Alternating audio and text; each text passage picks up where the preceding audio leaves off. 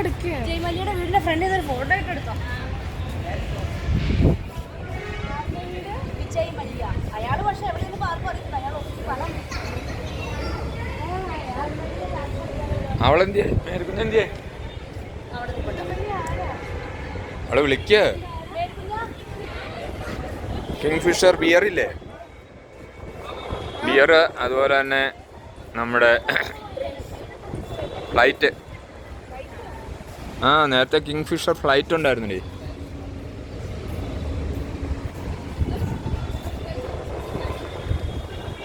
വന്ന് നിക്ക് വേണം. ഹലോ, ഇങ്ങോട്ട് നോക്ക്. ഹലോ, നോക്കിങ്ങോട്ട്.